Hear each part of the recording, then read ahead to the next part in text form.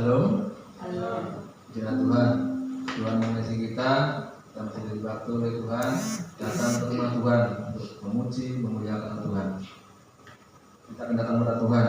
Saya undang kita untuk berdiri. Kita akan pujian saat indah.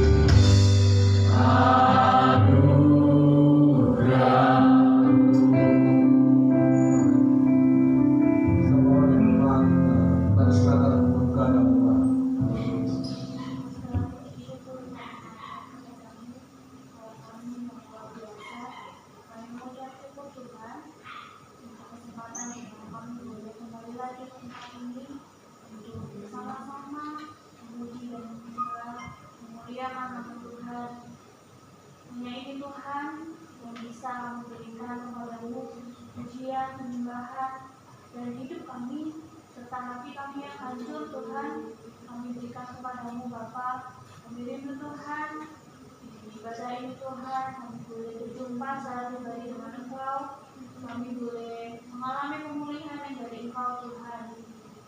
Terima kasih Bapa. Tiada hal lain Tuhan yang dapat kami berikan selain puji dan sembah kepada Engkau. Terima kasih Tuhan, kami menyerahkan Tuhan ibadah ini dari awal sampai pada akhirnya nanti Tuhan. Seberapapun kami yang ada Tuhan, kami yakin dan percaya Engkau hadir di tempat ini Tuhan, menjamah, memulihkan kami, dan memberkati setiap kami Tuhan. Kami menyerahkan setiap jemaat-Mu Tuhan untuk boleh memiliki kerinduan untuk melayani Engkau Tuhan, untuk memuji dan memuliakan nama-Mu Tuhan. Dan kami rindu juga Tuhan, kami boleh dibentuk, kami boleh dipulihkan lebih lagi Tuhan melalui firman Tuhan yang akan diberitakan. Terima kasih Bapak, menyerahkan setiap hamba-Mu yang mengambil bagian pada ibadah pada pagi hari ini Tuhan. Kiranya mari Allah Kudus Engkau sendiri yang bekerja dalam hati mereka Tuhan. Dan apapun yang mereka lakukan boleh memberkati setiap kami dan untuk kemuliaan Tuhan. Terima kasih Bapak. Inilah doa ucapan syukur dan permohonan kami. Biarlah semuanya terjadi sesuai dengan kehendak-Mu saja. Hanya di dalam nama Tuhan Yesus Kristus kami berdoa. Tetap balik sendiri, kita akan memuliakan Tuhan, kita akan memuliakan Allah di kita.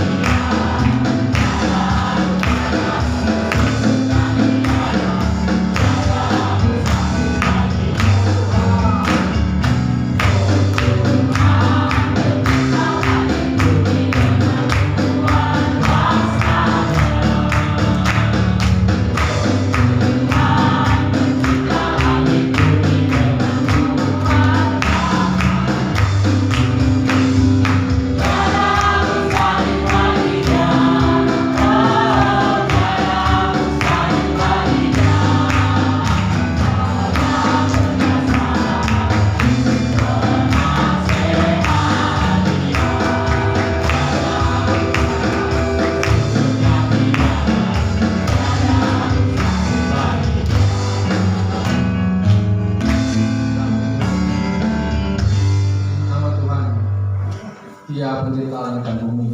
Makanya kita sebagai anak Tuhan, kita memuliakan, meninggikan Dia. Pujilah Tuhan, kita persiapkan persembahan kita. Saya mohon Angela dan berdoa untuk persembahan.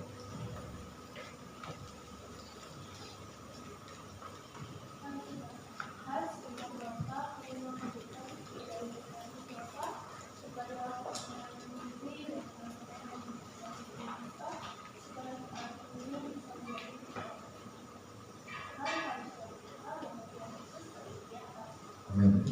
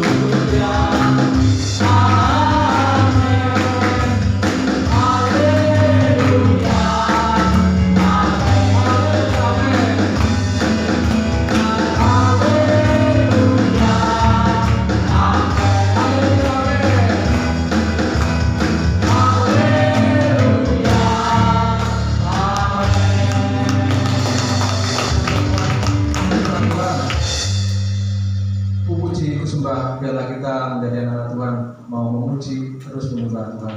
Misalnya Tuhan, kita akan datang kepada Tuhan, kita rindu firman Tuhan, biarlah kita dibentuk oleh firman Tuhan. Kita angkat pujian, aku datang dan bersujud.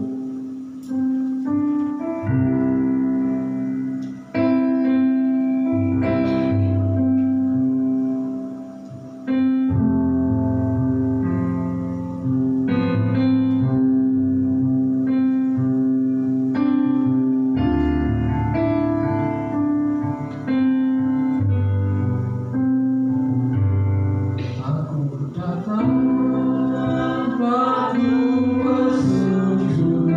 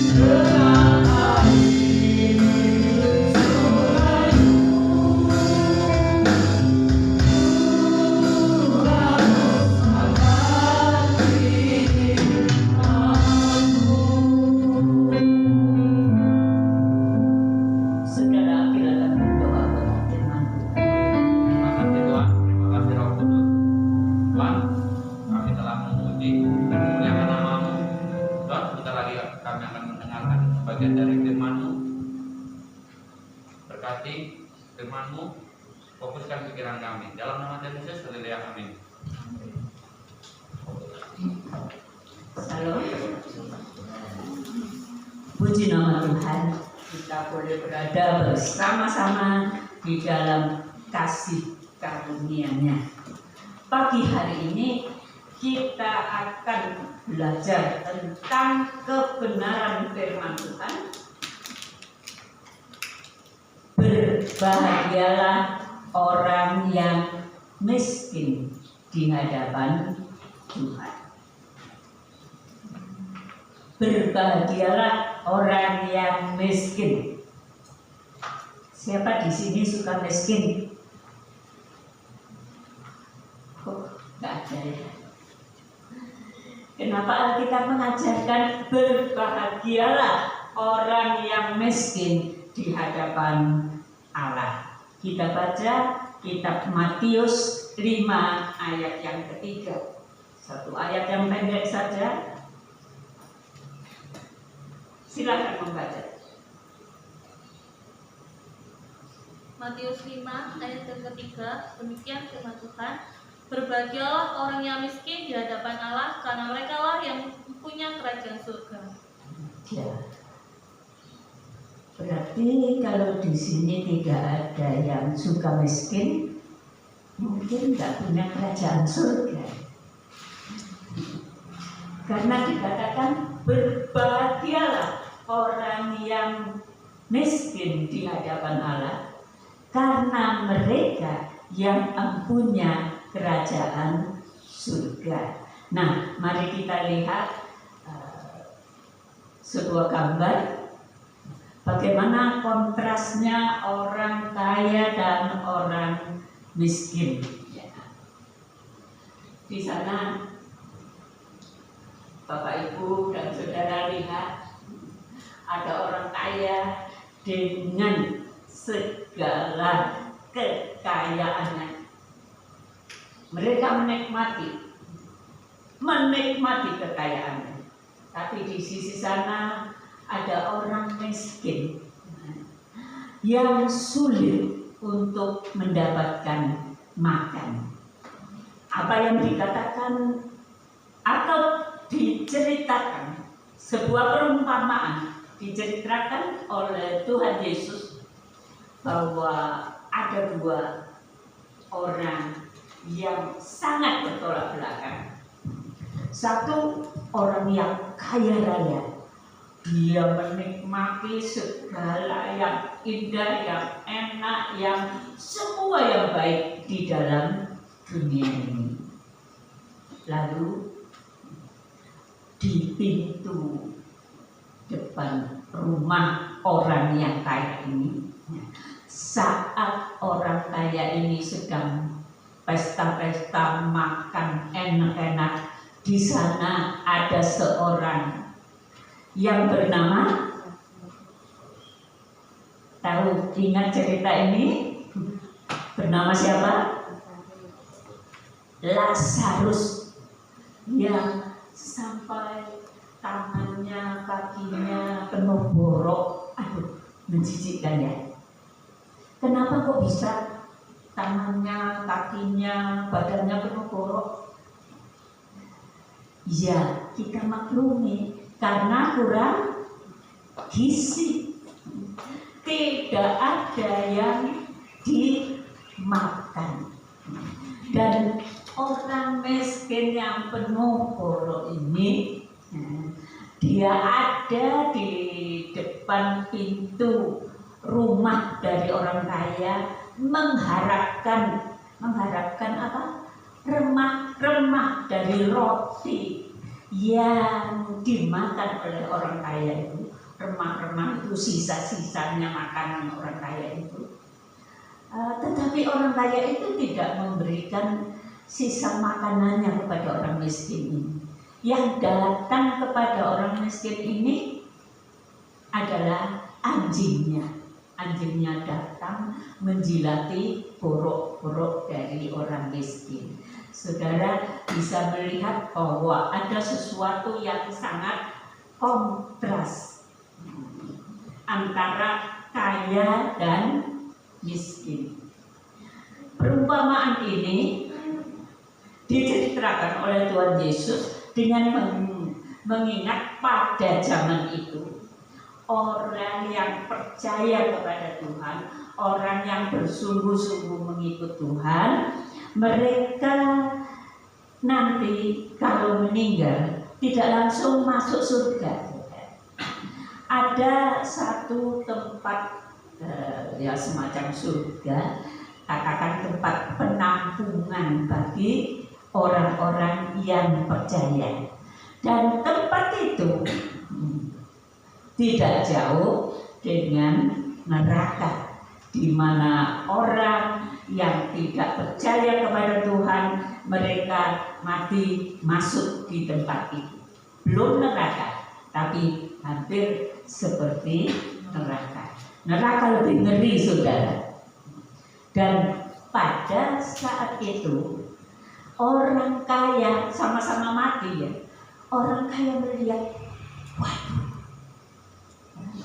Lazarus si pengemis itu ada di pangkuan Bapak Abraham. Dan dia di sana dia kehausan, sangat-sangat haus. Sampai dia bisa berkata, Bapak Abraham, tolong Lazarus mencelupkan jarinya ke air dan diteteskan ke saya. Saking hausnya, saking panasnya tempat itu. Tetapi Bapak Abraham katakan, tidak bisa anakku.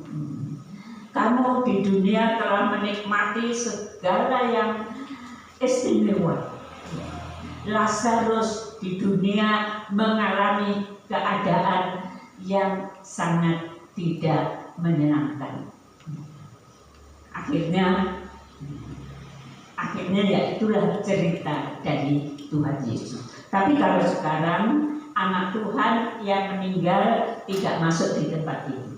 Sejak Tuhan Yesus bangkit dari antara orang mati, orang-orang benar, rohnya orang-orang benar yang ada di tempat itu dibangkitkan Tuhan dan ikut bersama Tuhan Yesus masuk ke surga. Sehingga kalau kita meninggalkan dunia ini di dalam Tuhan, maka kita akan masuk surga. Tetapi yang penting saudara, apakah artinya orang yang miskin di hadapan Allah? Manusia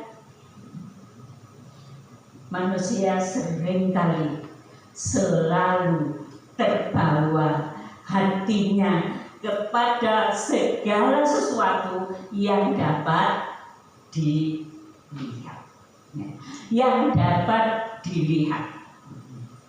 Bahkan kadang-kadang saya sedih kalau melihat anak Tuhan, orang yang percaya kepada Tuhan, ada satu ikatan dalam hidupnya.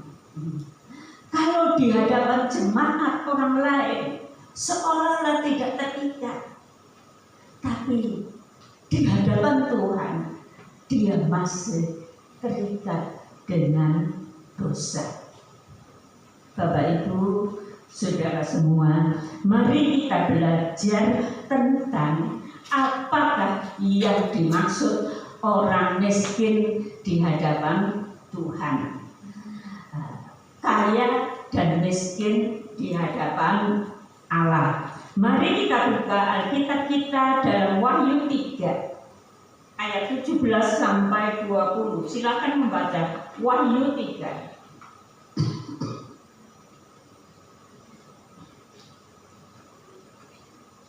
Silakan anak muda.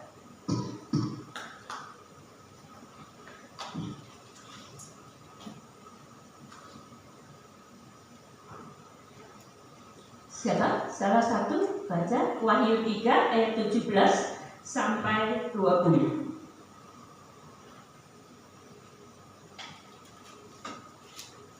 Mari, jangan buang waktu.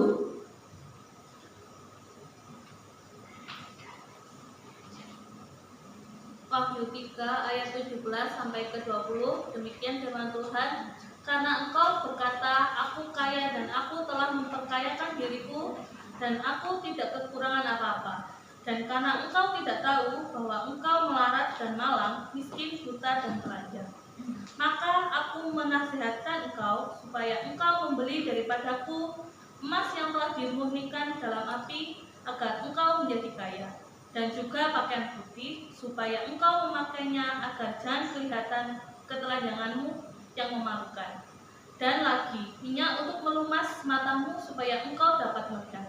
Barang siapa kukasihi, ia kutegur dan kuhajar. Sebab itu relakanlah hatimu dan bertobatlah. Lihat, aku berdiri di muka pintu dan mengetok. Jikalau ada orang yang mendengarkan suaraku dan membukakan pintu, aku akan masuk mendapatkannya dan aku akan makan bersama-sama dengan dia dan ia bersama-sama dengan aku. Iya, satu ayat-ayat yang sangat tidak enak kalau kita mendengarkannya. Bahkan ayat-ayat sebelumnya mengatakan, aku ingin memuntahkan kamu, kata Tuhan. Kenapa? Kitab Wahyu, terutama pasal 23 di sana berbicara tentang gereja-gereja, atau firman Tuhan itu disampaikan kepada gereja-gereja yang ada pada masa itu. Ada 7 gereja yang mendapatkan wahyu ilahi dari Tuhan melalui Yohanes. Lalu mari kita pergi ke salah satu gereja di sana. Gereja di mana, saudara? Kalau yang buka Alkitab ya, langsung akan tahu kepada gereja di Laodikia. Sebenarnya 7 gereja itu menggambarkan masa-masa gereja Tuhan sampai pada akhir zaman. Dan Laodikia adalah gereja yang menggambarkan, menubuatkan tentang keadaan gereja pada akhir zaman. Apakah yang dikatakan di sana? Gereja itu memang hebat, saudara. Mungkin seperti gereja anak saya yang di Jakarta sana. Wow, jemaatnya banyak, lebih dari 20.000, saudara. Gerejanya mewah dan semuanya baik. Seperti itu. Tapi saya tidak katakan gereja di Jakarta itu gereja seperti Laodikia. Tidak. Hanya gambarannya saja. Kota Laodikia adalah kota pusat, ya, tempat di mana orang-orang kaya tinggal, tempat yang katakan kota besar, menjadi tempat persinggahan dari satu kota ke kota lain. Dan di sana ada gereja yang sangat besar, bangunannya sangat indah, jemaat-jemaatnya orang kaya. Tidak ada jemaatnya di sana yang seperti Lazarus gitu, enggak ada. Mereka kaya, tapi satu saat Tuhan datang melalui firman-Nya yang disampaikan oleh Yohanes. Tuhan katakan, karena engkau berkata aku kaya dan aku telah memperkaya diriku dan aku tidak kekurangan apa-apa, dan karena engkau tidak tahu bahwa engkau melarat dan malang, miskin, buta dan telanjang. Gereja itu memang betul-betul gereja yang kaya, gereja yang hebat, gereja yang mengatur semuanya dengan baik. Oh, musiknya dan semuanya, kalau kita bayangkan sekarang amat istimewa. Kalau kita masuk ke gereja itu sangat indah. Tetapi saudara, tetapi Tuhan mengatakan, engkau tidak tahu bahwa engkau melarat, malang, miskin, buta, dan telanjang. Apakah yang dimaksud itu? Secara materi, secara yang bisa kita lihat, semuanya sangat baik dan semuanya teratur dengan baik. Tetapi secara yang tidak kelihatan, secara rohani, Tuhan katakan engkau miskin, engkau malang, engkau buta, engkau telanjang, dan seterusnya. Apa itu artinya, saudara? Kita mungkin tidak seperti bergereja seperti di Laodikia, tetapi perasaan hati seperti orang Laodikia bisa membuat Tuhan berkata, engkau malang, engkau miskin, engkau telanjang, engkau buta, engkau tidak tahu. Apa itu, saudara? Bukan karena apa yang bisa dilihat, tetapi karena ada kesombongan.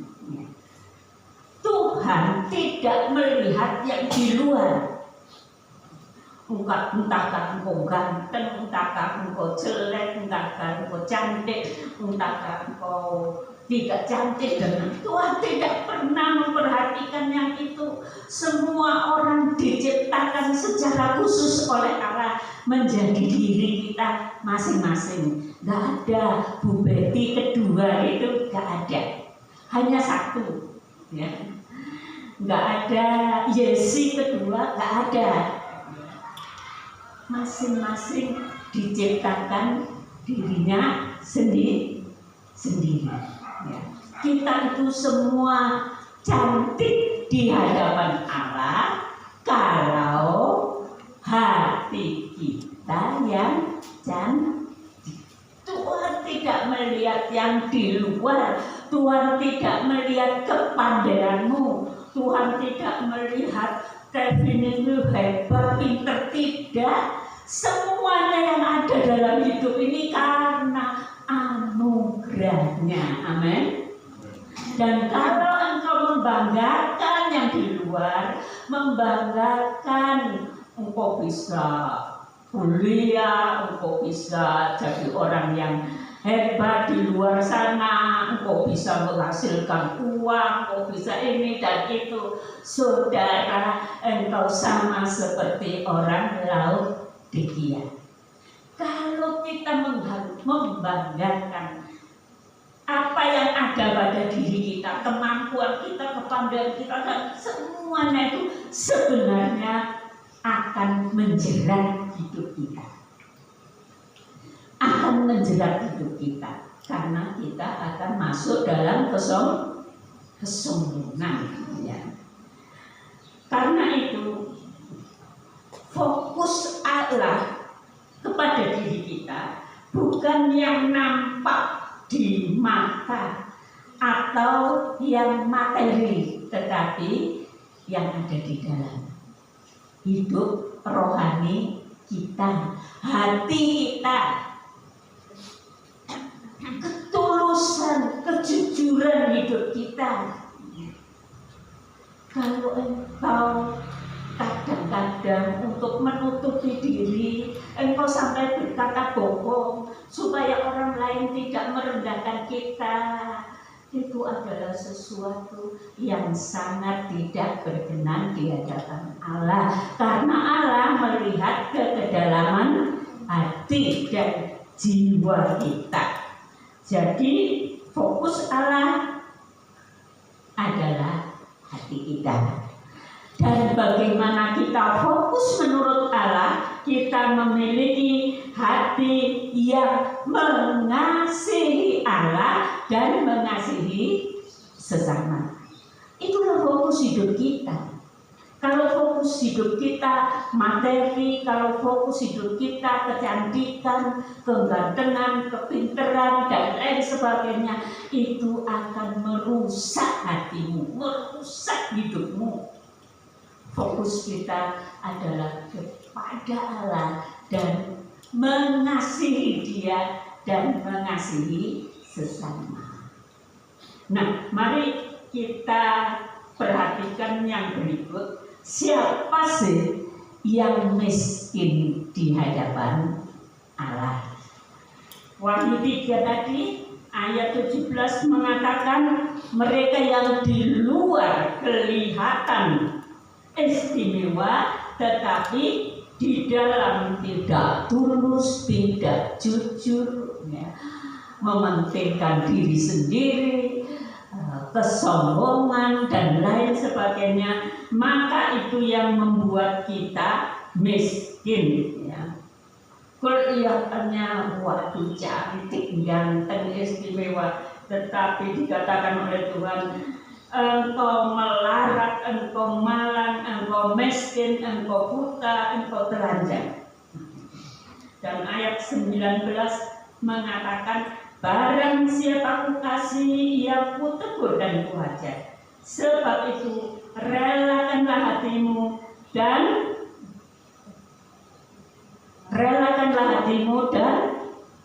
bertobatlah. Ya. Tuhan tidak, walaupun Ia ingin memutahkan orang-orang Laodikia yang berfokus pada kekayaan, kemuliaan dunia ini, maka Tuhan tetap mengasihi mereka. Tapi apa yang Tuhan katakan? Bertobatlah. Jangan fokus kepada perkara yang materi. Apakah kalau ikut Tuhan tidak boleh kaya? Tidak. Apakah kalau ikut Tuhan itu harus jadi seperti Lazarus yang miskin? Tidak, saudara. Allah mengasihi kita, Allah memelihara kita, Allah menolong kita. Yang diceritakan tentang Lazarus adalah perumpamaan, gambaran untuk membandingkan antara yang kaya raya di dunia ini dengan yang miskin di bawahnya. Jadi mari saudara kita perhatikan, berbahagialah orang yang miskin di hadapan Allah ialah orang yang menyadari bahwa kita manusia itu sebenarnya orang yang melarat, jauh dari Allah, berbeda dengan kehidupan di Taman Eden. Kita itu sedang menuju kepada kebinasaan yang kekal. Kita itu sedang menuju ke tempat yang mengerikan. Itulah keadaan kita.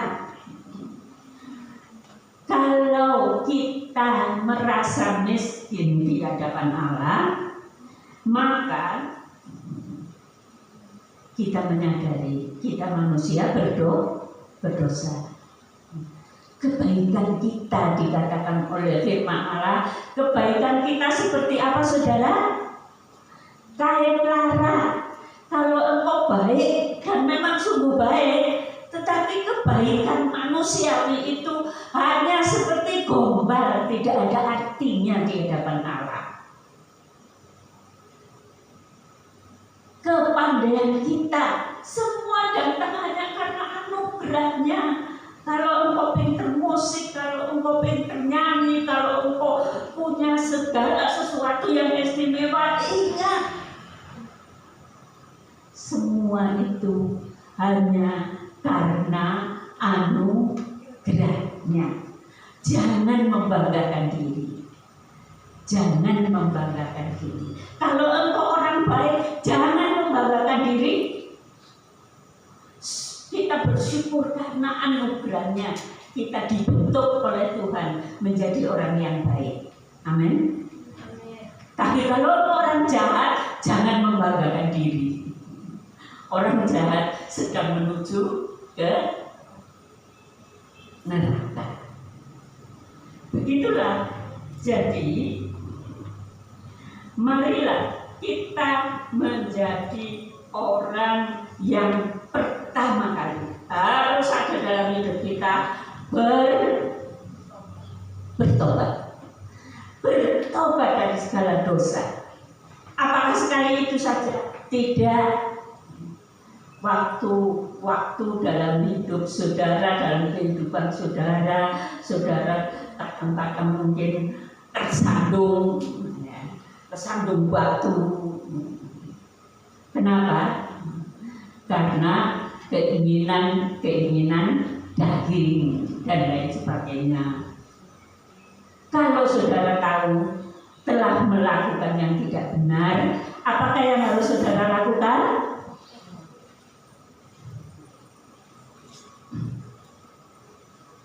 Apa yang harus saudara lakukan?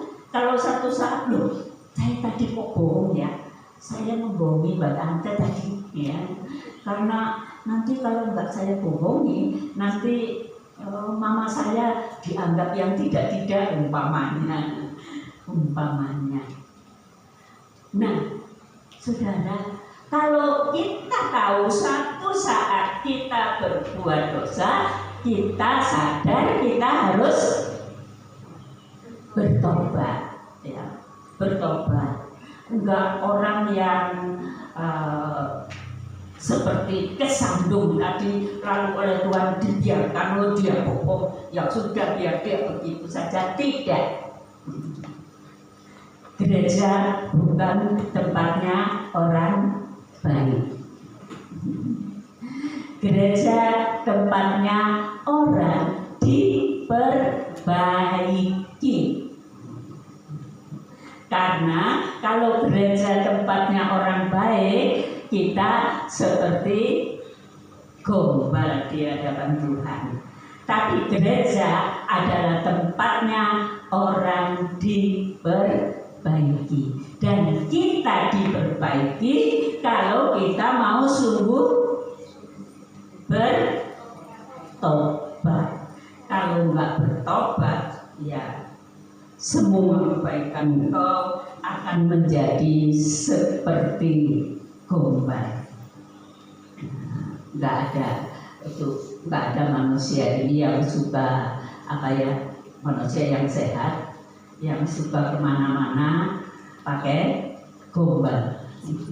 Kalau keluar rumah biasanya kita kan pakai baju yang baik, yang pantas ya, yang pantas. Tuhan kalau melihat gombal, apalagi gombalnya yang sangat bau gitu ya, gombal yang sangat bau yang buat ngepel rumah atau yang buat ngelapi apa-apa yang kotor. Kalau kita tidak mau berubah, kalau kita nggak mau bertobat, engkau seperti gombal yang sangat kotor dan Tuhan mau memuntahkan. Senang dimuntahkan oleh Tuhan? Mana ada yang senang, saudara? Hati-hati, itu menuju ke neraka yang kekal. Nah, karena itu menyadari keberadaan rohani manusia sebagai orang yang melarat, miskin, berdosa di hadapan Allah, tidak bisa menolong dirinya, lalu bertobat di hadapan Allah. Setelah bertobat, setelah jadi anak Allah, yang jadi kebanggaan hidupmu siapa, saudara?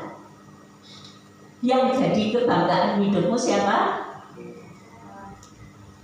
Hanya Tuhan. Jadikan Tuhan kebanggaan hidupmu. Jangan, waduh, dia itu orangnya baik, suka menolong. Wah, kemana-mana yang dikatakan orang ini loh baik, telah menolong saya dan lain sebagainya. Salah, saudara. Yang jadi kebanggaan kita adalah Tuhan. Jangan jadi kebanggaan kepandaianmu, talentamu, kemampuanmu, keberadaanmu yang hebat, kedudukanmu, dan lain sebagainya. Buang semua itu. Jadi fokus yang kita ada adalah hidup untuk Allah. Hidup untuk Allah. Hidup mengasihi Allah. Saudara sudah hidup mengasihi Allah? Coba teliti diri. Lihat hati. Apakah aku hidup benar-benar mengasihi Allah?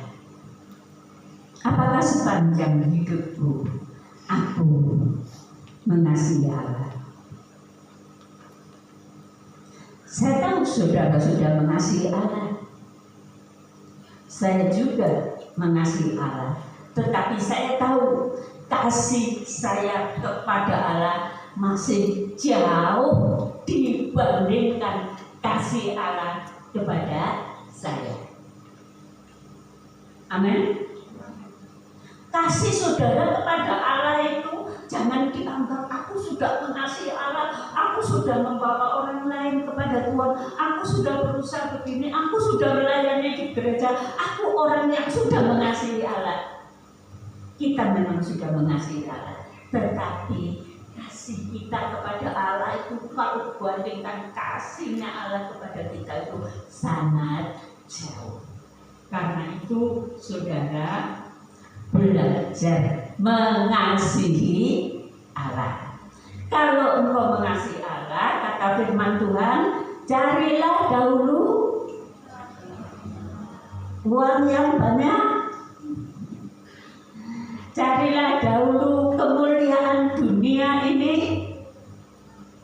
carilah dahulu menjadi orang yang hebat. Tidak, saudara. Carilah dahulu Dia.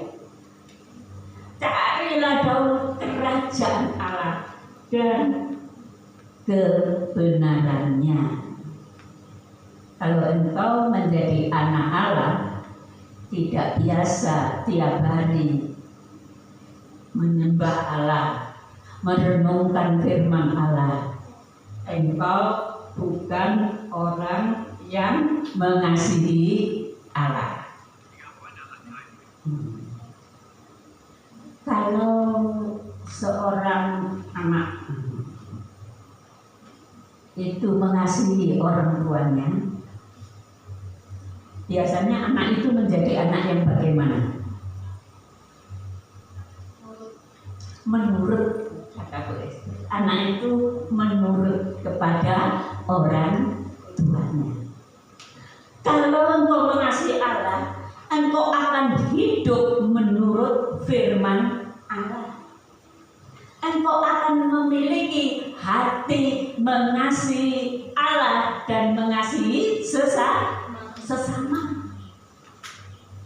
Engkau tidak akan bertengkar dengan temanmu, anak-anak yang muda. Engkau tidak akan menjadi anak yang suka marah-marah. Engkau tidak menjadi anak yang suka yang istimewa buat saya. Bukan itu. Kalau kita mengasihi Allah, kita akan menurut firman-Nya. Yang dikasihi Allah adalah orang yang kesukaannya melakukan perintah Allah.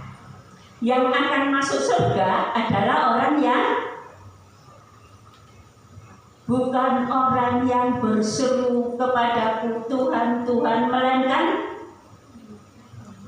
yang melakukan kehendak Bapa, melakukan firman Allah.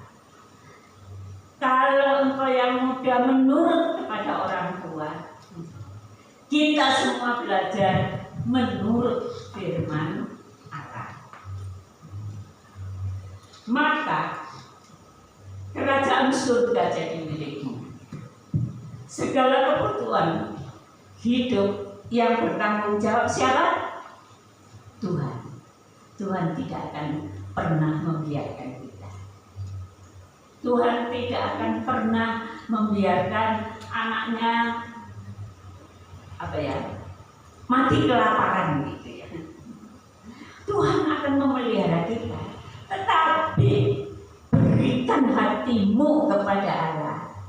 Jangan utamakan yang di luar, engkau akan menjadi sombong. Utamakan hatimu, hidupmu, tingkah lakumu tiap hari. Waktu-waktumu engkau pakai untuk apa saja di dalam hidup ini. Mari kita bawa hidup ini untuk mengasihi Allah, dan itu akan menolong kehidupan rohani kita lebih dekat Tuhan. Kalau engkau mengasihi Allah, engkau mengalami persoalan, engkau mengalami masalah, engkau mengalami apapun, maka engkau tidak perlu sulit-sulit datang kepada Tuhan, tolong saya.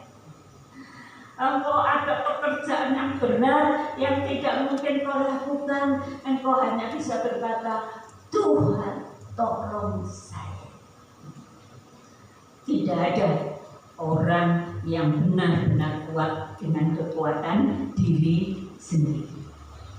Mari kita ingat, orang yang miskin di hadapan Allah adalah orang yang hatinya tertuju kepada Allah, merasa perlu Allah, mencari Allah, mendahulukan Allah, memuliakan Allah, semuanya bagi Dia. Amin. Semuanya bagi Dia. Amin. Mari kita belajar. Mari kita belajar seluruh hidup kita untuk Dia. Maka Dia akan memberikan segala anugerahnya kepada kita. Mari kita berdiri bersama-sama. Kita akan nyanyikan syukur semua karena anugerahnya. Semua yang ada di hidup kita adalah karena apa?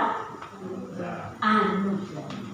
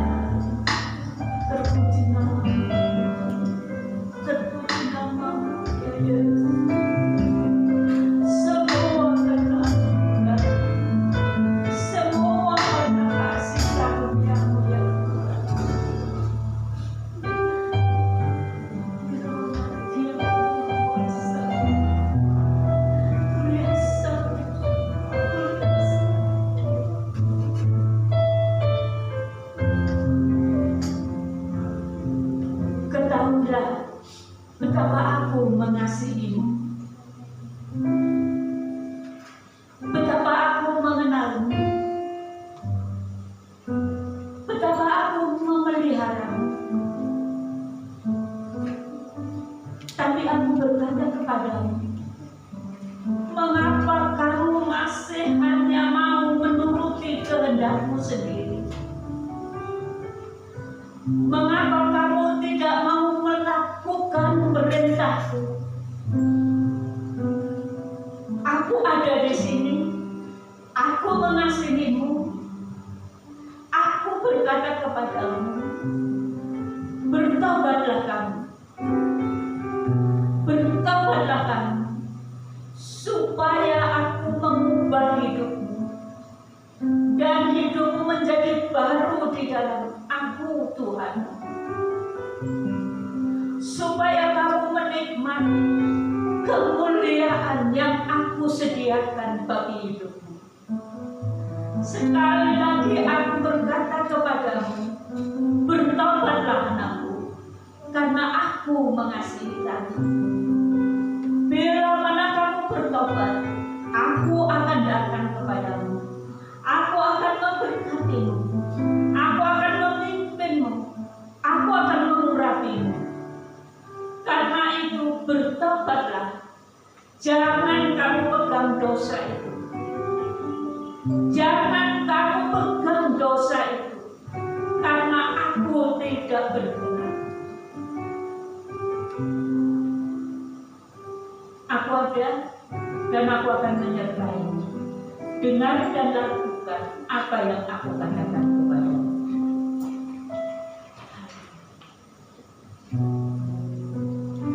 Kita datang kepada Tuhan dan Ibu Nyoto akan berdoa.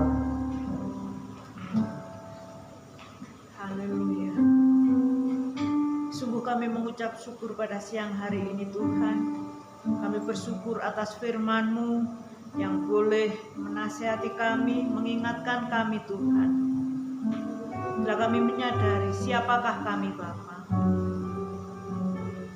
Ajar kami Tuhan untuk boleh merendahkan hati kami di hadapan-Mu. Terima kasih Bapa.